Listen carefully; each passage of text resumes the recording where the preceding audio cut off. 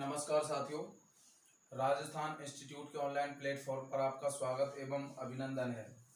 साथियों, आज हम बात करने वाले हैं यहाँ पर पावलोव के सिद्धांत के बारे में। तो इवान पेट्रोविच पावलोव की हम बात करेंगे। पावलोव का सिद्धांत क्या है, थॉर्नडाइक का सिद्धांत जो है जो लास्ट वीडियो था उसमें हम पढ़ चुके हैं। तो आज हम बात करेंगे यहाँ पर पावलोव के सिद्धांत के बारे में। तो पावलोव के सिद्धांत के यहाँ पर मैं बात करता हूँ।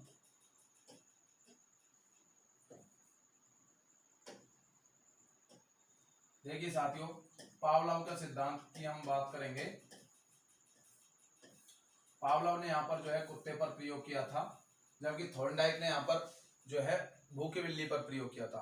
अब कुत्ते पर प्रयोग किस प्रकार किया, उनकी सभी की मैं चर्चा करूंगा, कितने चरणों में उन्होंने प्रयोग किया था, उन सभी की जो है आज के वीडियो में हम बात करेंगे। तो सामान्यतः मैं आपको इसका परिचय दे देता हूँ पावलोव की। तो पावलोव की मैं यहाँ पर बात करूँ तो पावलोव जो है यहाँ पर ये रूस के रहने वाले एक शरीर क्रिया शास्त्री थे। रूस के मनोवैज्ञानिक थे, इन्होंने कुत्ते पर प्रयोग किया था। तो रूस के मनोवैज्ञानिक कौन थे? पावलोव। ये रूस के मनोवैज्ञानिक थे।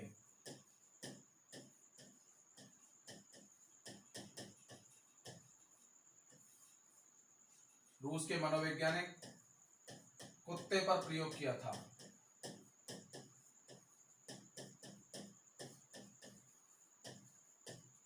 रूस के शरीर क्रिया शास्त्री थे और कुत्ते पर इन्होंने जो है प्रयोग किया था, ये आपको ध्यान रखना है। इन्होंने कुत्ते पर प्रयोग क्यों किया? पाचन क्रिया को समझने के लिए, पाचन क्रिया को जानने के लिए,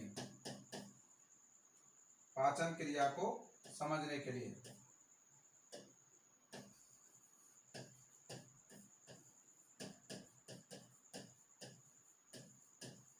तो इन्होंने जो प्रयोग किया था, कुत्ते की पाचन क्रिया को समझने के लिए जो है इन्होंने प्रयोग किया था।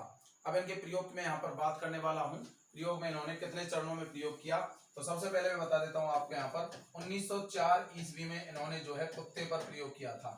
1904 में, ये आपको ध्यान रखना है यहाँ पर। तो 1904 ईस्वी में पावलोव ने कुत्ते पर प्रयोग किया था और चिकित्सा के क्षेत्र में सबसे पहले जो है यहाँ पर नोबेल पुरस्कार मिलने वाला जो मनोवैज्ञानिक था वो था यहाँ पर पावलोव। तो इनको जो है चिकित्सा के क्षेत्र में नोबेल पुरस्कार दिया गया था, चिकित्सा का नोबेल पुरस्कार इनको मिला था।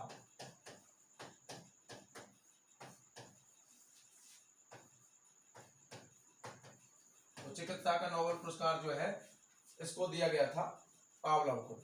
अब इन्होंने कितने चरणों में जो है अपना प्रयोग किया उसकी मैं आपको यहाँ पर जो है चर्चा करूंगा।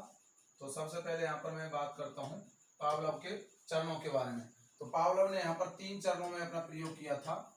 3 चरणों में, 3 चरण उसने किस तरह से काम में लिए। फर्स्ट चरण था यहाँ पर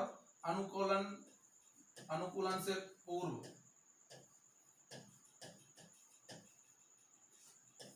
अनुकूलन पैदा करने से पूर्व।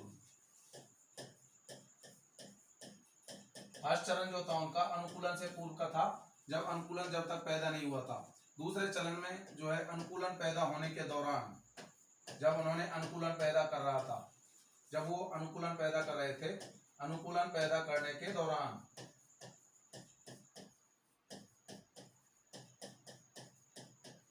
अनुकूलन पैदा करने के दौरान। फर्स्ट चरण था अनुकूलन पैदा करने से पूर्व, दूसरा चरण था अनुकूलन पैदा करने के दौरान और तीसरा चरण था अनुकूलन पैदा होने के बाद। अनुकूलन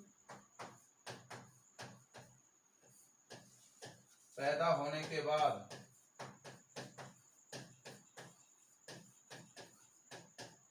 ये 3 चरण थे पावलोव के।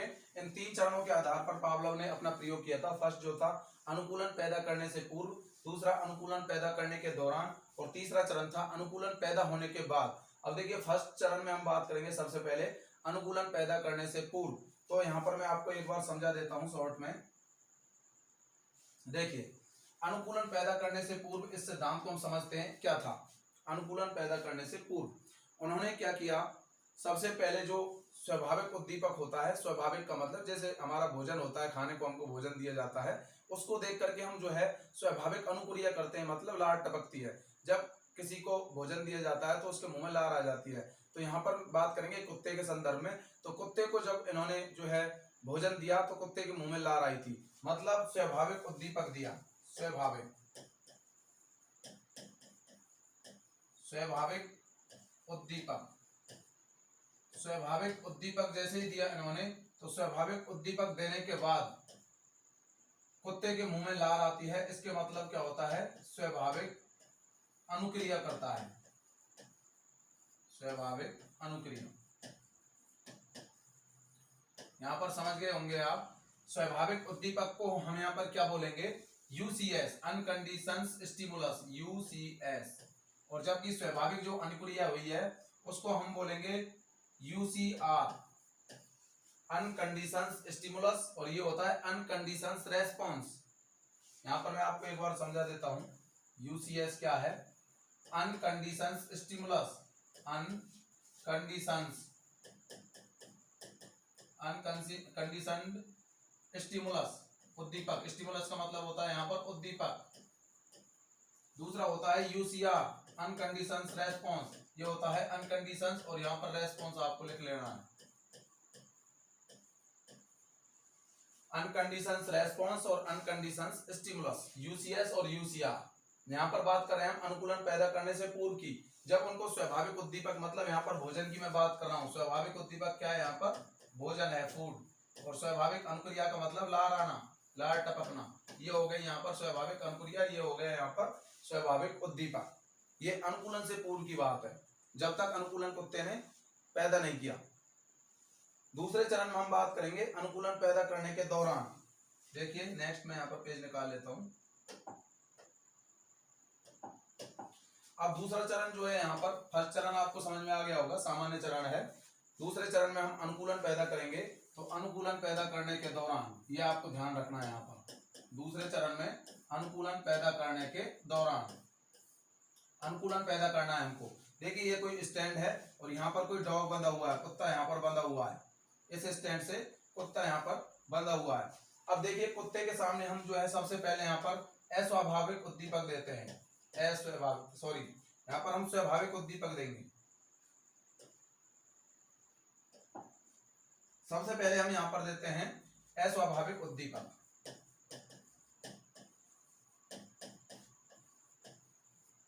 अस्वाभाविक उद्दीपक देते हैं कुत्ते को। अस्वाभाविक उद्दीपक का मतलब यहाँ पर घंटी बजाते हैं हम, घंटी की आवाज सुनाते हैं कुत्ते को।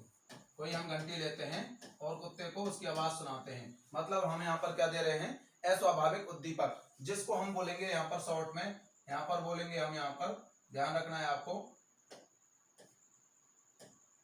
उसको हम सीएस बोलेंगे, कंडीशंस स्टिमुलस। मतलब आप विशेष कंडीशन दे रहे हो, मतलब एक उद्दीपक दे रहे हो अस्वाभाविक कंडीशन स्टिमुलस।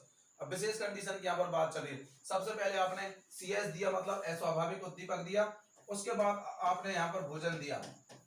पहले आपने घंटी की आवाज सुनाई कुत्ते को, उसके बाद आपने भोजन दिया। भोजन का मतलब यहाँ पर क्या हो गया, यूसीएस, अनकंडीशनड स्टिमुलस। भोजन को हम क्या बोलते हैं यहाँ पर, अनकंडीशनड स्टिमुलस या स्वाभाविक उद्दीपक बोलते हैं इसको, स्वाभाविक, क्योंकि बिना कंडीशन का है ये उद्दीपक, स्वाभाविक उद्दीपक। भोजन दिया और उसके बाद जो है यहाँ पर कुत्ते के मुंह में लार आती है, लार आती है, इसका मतलब यहाँ पर क्या हो गया, अब वो रेस्पॉन्स दे रहा है कुत्ता।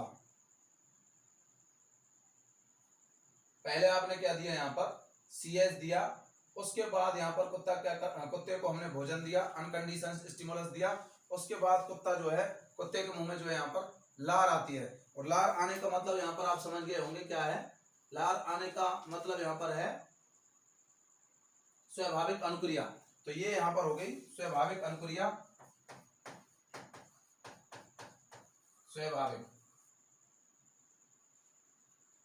स्वाभाविक लिख लेना है यहाँ पर।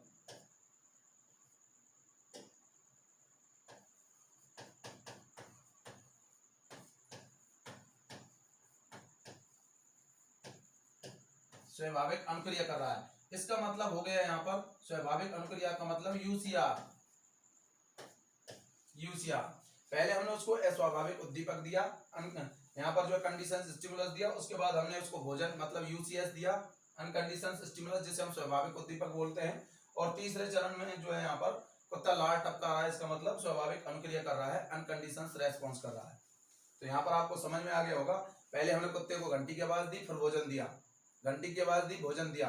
इस प्रकार हम बार बार करते हैं तो कुत्ता जो है उसके हैबिट में आ जाता है कि घंटी की आवाज बजने के बाद मेरे को भोजन देते हैं, उसके बाद वो उसके मुंह में लार आती है। जैसे ही बाद में क्या होगा, फिर अगले चरण में हम बात करेंगे। तो यहाँ पर इतना ही समझ लेना है आपको, अस्वाभाविक, पहले अस्वाभाविक उद्दीपक देना है, फिर उसको यहाँ पर जो है पहले अस्वाभाविक उद्दीपक देना, फिर उसको स्वाभाविक उद्दीपक देना है, फिर कुत्ता जो है स्वाभाविक अनुक्रिया करेगा, मतलब लार टपकाएगा। इतना आपको दूसरे चरण में आ जाना चाहिए। अब हम बात करेंगे नेक्स्ट स्टेप की। तीसरा चरण, अनुकूलन पैदा होने के बाद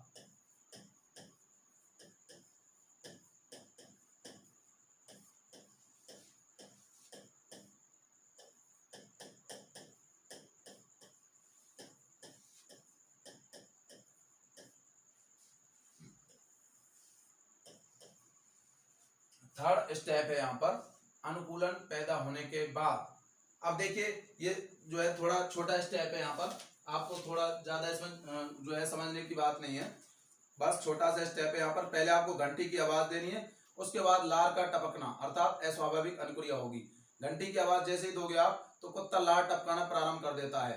जैसे ही आप CS दोगे तो CR करना यहाँ पर प्रारंभ कर देता है। तो यहाँ पर मान लो कोई कुत्ता जो है बंधा हुआ है, यहाँ पर डॉग जो है स्टैंड से बंधा हुआ है, आप उसको पहले अपन क्या देते हैं, CS देते हैं, उसके बाद कुत्ता क्या करेगा, CR करेगा। CS का मतलब कंडीशन स्टिमुलस, मतलब अस्वाभाविक उद्दीपक, अस्वाभाविक उद्दीपक। अस्वाभाविक उद्दीपक का मतलब घंटी की आवाज, हमने क्या दिया यहाँ पर, घंटी की आवाज दी कुत्ते को।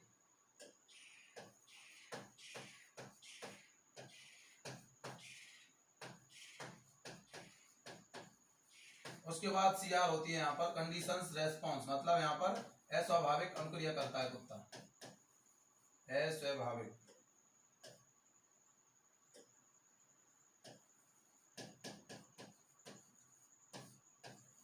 अस्वाभाविक अनुक्रिया का मतलब लार का टपकना, कुत्ता लार टपकाता है, यहाँ पर उसको क्या आती है, उसके मुंह में लार आ जाती है। तो आपको तीसरा चरण समझ में आ गया होगा। अनुकूलन पैदा होने के बाद मतलब जब कुत्ते को हमने घंटी की आवाज देने के बाद उसको भोजन दिया था तो उसके मुंह में लार आई थी, लेकिन जब काफी बार उस चीज को हमने दोहरा दिया तो अगले नेक्स्ट स्टेप में अनुकूलन जब पैदा हो गया तो उसके बाद क्या होता है, जब उसको हम अस्वाभाविक उद्दीपक मतलब केवल घंटी बजाते हैं तभी उसके मुंह में लार आ जाती है। पहले कब लार आ रही थी अनुकूलन पैदा होने के दौरान, पहले घंटी बजा रहे थे फिर भोजन दे रहे थे तब लार आ रही थी। लेकिन अब जब अनुकूलन पैदा हो गया तो उसके बाद केवल घंटी की आवाज से ही कुत्ते के मुंह में लार आ जाती है, मतलब CS देने पर ही CR हो जाता है, मतलब अस्वाभाविक उद्दीपक देने पर ही अस्वाभाविक अनुक्रिया यहाँ पर हो जाती है। तो साथियों 3 स्टेप यहाँ पर आपको ध्यान रखने हैं पावलोव के सिद्धांत में। फर्स्ट स्टेप अनुकूलन पैदा होने से पूर्व, दूसरे स्टेप में अनुकूलन पैदा होने के दौरान, और लास्ट स्टेप जो है अनुकूलन पैदा होने के बाद। फर्स्ट स्टेप आपको सामान्य स्टेप था, उसमें कुछ नहीं था। स्वाभाविक अनुक्रिया कब कर रहा था, जब स्वाभाविक उद्दीपक दिया जा रहा था। स्वाभाविक उद्दीपक का मतलब अनकंडीशंस स्टिमुलस दे रहे थे, उसके बाद अनकंडीशंस क्या किया उन्होंने, रेस्पॉन्स दिया। अस्वाभाविक उद्दीपक देने पर अस्वाभाविक अनुक्रिया हो रही थी, लेकिन दूसरे चरण में हमने क्या दिया था, उसको कंडीशंस स्टिमुलस दिया था, उसके बाद अनकंडीशंस जो है स्टिमुलस दिया, फिर उसने जो है यहाँ पर रेस्पॉन्स किया, अनकंडीशंस रेस्पॉन्स किया था। तो ये यहाँ पर दूसरे चरण में था। और लास्ट स्टेप में जब उसको CS दिया मतलब अस्वाभाविक उद्दीपक दिया, घंटी की आवाज दी केवल, तभी वो CR कर रहा है, अस्वाभाविक अनुक्रिया कर देता है, मतलब उसके मुंह में लार आ जाती है। तो ये पावलोव के सिद्धांत के यहाँ पर 3 चरण थे, जो कि सामान्य चरण है। 3 स्टेप में जो है पावलोव का सिद्धांत यहाँ पर कंप्लीट हो जाता है। उसके बाद यहाँ पर मैं बात करने वाला हूँ पावलोव के सिद्धांत से रिलेटेड कुछ महत्वपूर्ण शब्दावली के बारे में। उससे पहले जो है मैं आपको बता देता हूँ पावलोव के सिद्धांत के कुछ उपनाम आपको याद रखने हैं, जो कि आपसे एग्जाम में पूछे जा सकते हैं। देखिए पावलोव का जो सिद्धांत है उसके कुछ उपनाम हैं, वो भी डायरेक्ट एग्जाम में पूछ लिए जाते हैं। उपनाम, इस सिद्धांत के कुछ उपनाम हैं जो कि आपसे एग्जाम में पूछे जा सकते हैं। फर्स्ट यहाँ पर आपको ध्यान रखना है, यहाँ पर अनुबंधित अनुक्रिया का सिद्धांत, अनुबंधित अनुक्रिया। इस सिद्धांत को हम अनुबंधित अनुक्रिया का सिद्धांत भी यहाँ पर कह देते हैं।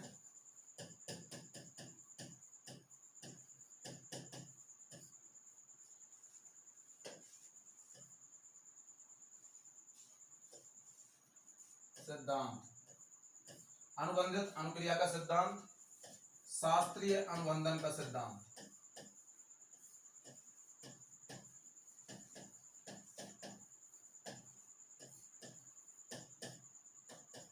शास्त्रीय अनुबंधन का सिद्धांत। और लास्ट यहां पर ध्यान रखना है, इसको क्लासिकल थ्योरी भी बोल देते हैं, क्लासिकल थ्योरी। तो ये उपनाम आपसे पूछे जा सकते हैं एग्जाम में, पावलोव का सिद्धांत, अनुबंधित अनुक्रिया का सिद्धांत, शास्त्रीय अनुबंधन का सिद्धांत और क्लासिकल थ्योरी। ये नाम कई बार एग्जाम में पूछे गए हैं पावलोव के सिद्धांत के बारे में। ये आपको तीनों नाम ध्यान रखने हैं, ये तीनों नाम पावलोव के सिद्धांत के हैं। अब कुछ महत्वपूर्ण शब्दावली हैं जो कि पावलोव के सिद्धांत से रिलेटेड हैं, जो कि आपसे एग्जाम में पूछी जा सकती हैं। तो महत्वपूर्ण शब्दावलियों की हम बात करेंगे, महत्वपूर्ण शब्दावली।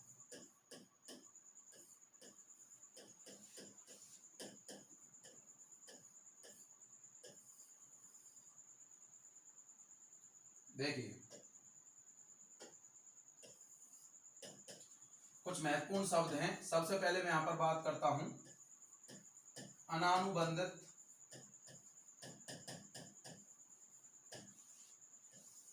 या स्वाभाविक।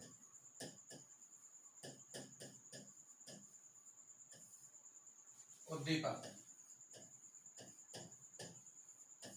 इसका मतलब क्या है, यहां पर जब कुत्ते को हम भोजन देते हैं तो कुत्ते के मुंह में लार आ जाती है, तो भोजन यहाँ पर क्या है, अनानुबंधित उद्दीपक या स्वाभाविक उद्दीपक होता है। मतलब सामान्य उद्दीपक होता है जो उसको देने का सामान्य स्वभाव है कि जब किसी के सामने भोजन रखते हैं तो मुंह में लार आती है, मतलब वो अनानुबंधित उद्दीपक होता है, जिसे हम स्वाभाविक उद्दीपक यहाँ पर कह देते हैं।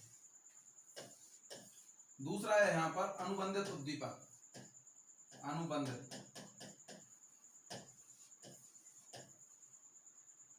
अनुबंधित या फिर अस्वाभाविक।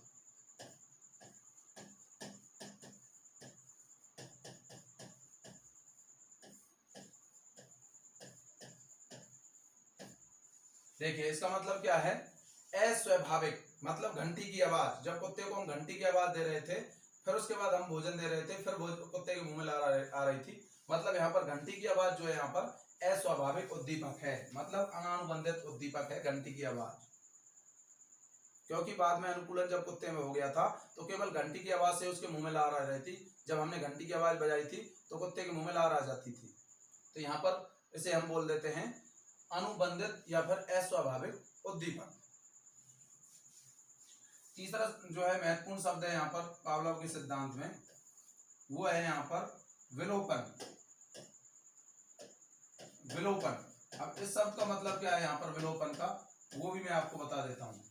पावलोव के सिद्धांत में विलोपन का मतलब है जब हमने कुत्ते को यहाँ पर भोजन दिया था तो उसके मुंह में लार आई थी, लेकिन जब भोजन से पहले हमने अस्वाभाविक उद्दीपक दिया था, मतलब घंटी की आवाज दी थी, फिर भोजन दिया था, तो कुत्ते के मुंह में फिर भोजन, घंटी की आवाज के बाद भोजन, फिर लार आई थी।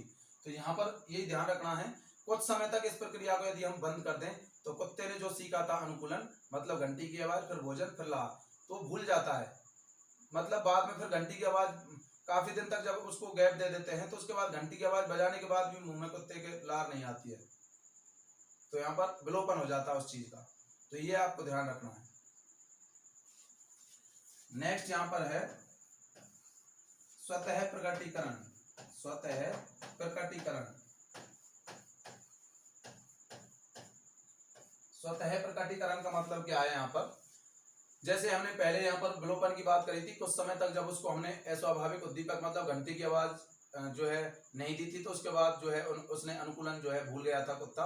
लेकिन बाद में यदि हम कुछ समय बाद यदि दोबारा से इसी प्रोसेस को कई बार दोहरा दें तो कुत्ता दोबारा से सीख जाता है। मतलब घंटी की आवाज दें, फिर भोजन दें, फिर उसके मुंह में लार आती है, मतलब घंटी की आवाज दे भोजन दे, घंटी की आवाज दे भोजन दे, घंटी की आवाज दे भोजन दे। तो इस प्रकार कई दिनों तक दोहराएं तो उसके बाद पुनः उस पुरानी प्रक्रिया को भी कुत्ता दोबारा से याद कर लेता है, सीख जाता है। तो मतलब उसका स्वतः प्रकटीकरण यहाँ पर हो जाता है। नेक्स्ट यहाँ पर है 5वां पॉइंट, सामान्यीकरण।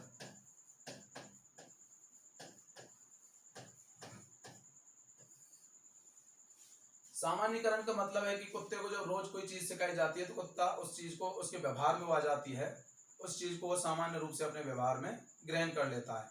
तो इसे हम सामान्यीकरण के नाम से यहाँ पर जानते हैं। अब यहाँ पर आपका जो है लास्ट शब्द रह गया विभेदन।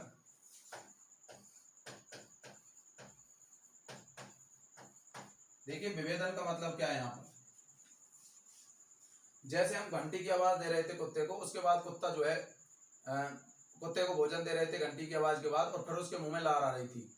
लेकिन यदि हम जो सामान्य घंटी थी उसकी बजाय यदि मान लो साइकिल की घंटी को कोई बजाए और फिर भोजन दे उसको, तो कुत्ता समझ जाता है कि साइकिल की घंटी की आवाज अलग थी और जो स्कूल की घंटी होती है उसकी आवाज अलग थी। तो उनमें विभेदन करना सीख जाता है, अंतर करना सीख जाता है।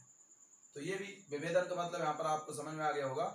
वो समझ जाता है कि घंटी जो स्कूल की घंटी थी वो अलग थी, जो भोजन दे रहे थे कुत्ते को, और साइकिल की घंटी की आवाज जो थी अलग थी। इन चीजों में वो अंतर कर लेता है।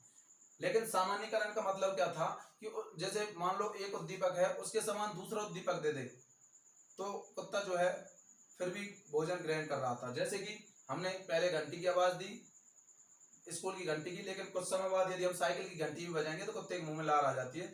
उसे हम क्या कह देते हैं यहाँ पर, सामान्यीकरण। तो ये आपको यहाँ पर समझ में आ गया होगा कुछ महत्वपूर्ण शब्दावली जो कि पावलोव के सिद्धांत से यहाँ पर रिलेटेड है। अब यहाँ पर हम बात करेंगे पावलोव का सिद्धांत कहाँ कहाँ जो है यूज किया जाता है, उसके कुछ उपयोग हैं वो मैं आपको यहाँ पर बता देता हूँ। ये आपको ध्यान रखना है यहाँ पर। तो भय के निवारण में भी पावलोव के सिद्धांत का उपयोग यहाँ पर किया जाता है। तो उपयोग इसके आपको ध्यान रखने हैं। फर्स्ट यहाँ पर भय के निवारण में मतलब किसी चीज को हम जो है बार बार दोहराएं तो उस चीज से हम निजात पा सकते हैं। तो भय के निवारण में इस सिद्धांत का हम उपयोग कर सकते हैं। दूसरा यहाँ पर है सामाजिकरण में।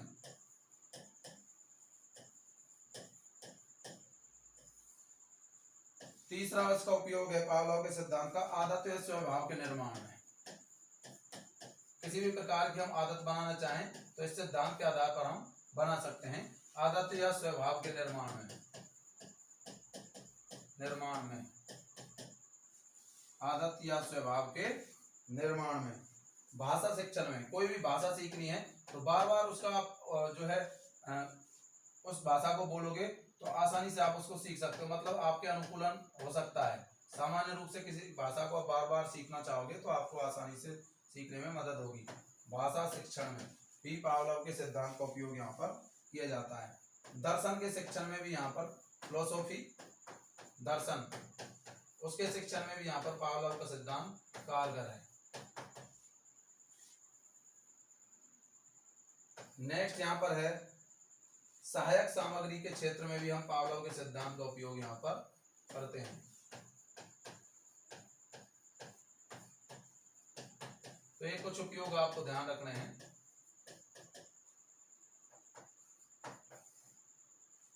गणित विषय यदि आपको सीखनी है तो बार बार अभ्यास करिए, तो अभ्यास से जो है आपके व्यवहार में वो चीज जो है अनुकूलित हो जाएगी और आप उसको सीख जाओगे। तो गणित के शिक्षण में भी इसका हम उपयोग करते हैं। नवीन एवं परंपरागत विचारों में भी इसका उपयोग यहाँ पर किया जाता है। नवीन एवं परंपरागत विचारों में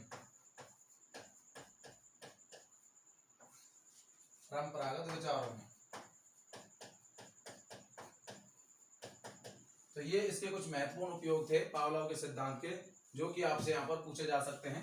भय के निवारण में, समाजीकरण में, आदत या स्वभाव के निर्माण में, भाषा के शिक्षण में, दर्शन के शिक्षण में, सहायक सामग्री के क्षेत्र में, गणित के शिक्षण में और नए और परंपरागत विचारों में।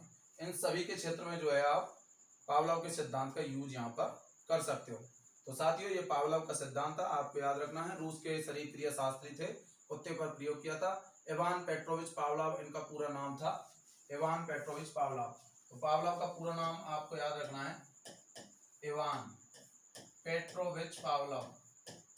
पेट्रोविच पावलोव ये इनका पूरा नाम था। 1904 में कुत्ते पर इन्होंने प्रयोग किया था, ये भी आपको ध्यान रखना है। जबकि जो थॉर्नडाइक थे उन्होंने 1913 में प्रयोग किया था भूखी बिल्ली पर। यह अंतर है, आपको ध्यान रखना है। 1904 में तो इन्होंने प्रयोग किया था कुत्ते पर पावलोव ने, जबकि थॉर्नडाइक ने 1913 ईस्वी में प्रयोग किया था भूखी बिल्ली पर। यह थॉर्नडाइक का प्रयोग था, थॉर्नडाइक। वो की बिल्ली पर प्रयोग किया था थॉर्नडाइक ने, ये आपको ध्यान रखना है। तो आपको समझ में आ गया होगा पावलोव का सिद्धांत क्या है। तो जो है इससे एग्जाम में बाहर आपको कुछ भी नहीं मिलेगा, आप इसी को बार बार पढ़ें, क्वेश्चंस की प्रैक्टिस करें, किसी भी बुक को ला करके आप कर सकते हो। रीट या सेकंड ग्रेड में आए हुए क्वेश्चंस की प्रैक्टिस करोगे तो आसानी से आपको साइकोलॉजी समझ में आ जाएगी। तो साथियों आज के लिए बस इतना ही। जय हिंद, जय भारत।